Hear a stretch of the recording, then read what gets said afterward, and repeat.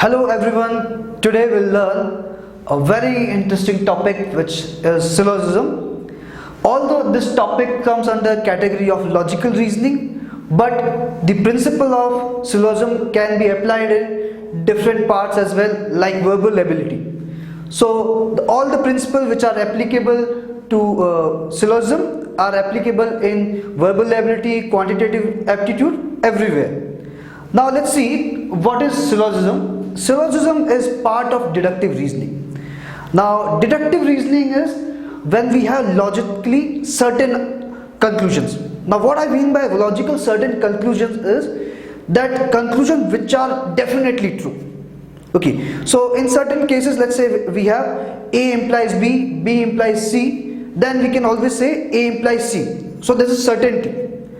All the conclusion, all the reasoning which are not part of deductive reasoning are called inductive reasoning. So examples of stereotypes, examples of prejudice, all these are inductive reasoning, where you are drawing conclusion from certain statements which may or may not be true. Now let's go into details of this topic. So under syllogism we have to study 4 types of statements. The first statement is all A are B. Now it is also called universal affirmative statement. Why it's called universal affirmative statement? Because the statement is true for all the elements of A. So that's why A is inside B, and I shaded the region about which we are talking.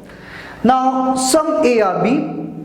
Here we are not talking about all the elements of A, we are talking about some elements of A which are common with B. So that's why it's called particular affirmative. So the common region between A and B. Next one, some A are not B. So we are talking about elements which are not part of B. So this is called particular negative. So we are not talking about the whole part, we are talking about a specific part. Next one is no A is B, which is universal negative. We are talking about all the elements of A.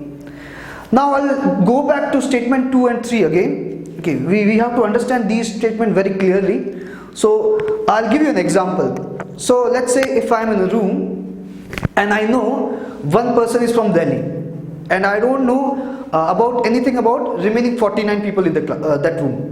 So I can make the statement that some persons in this room are from Delhi. Because I know only one person, still that statement can be made. We are not certain about what is happening with remaining 49 people. They may or may not be from Delhi.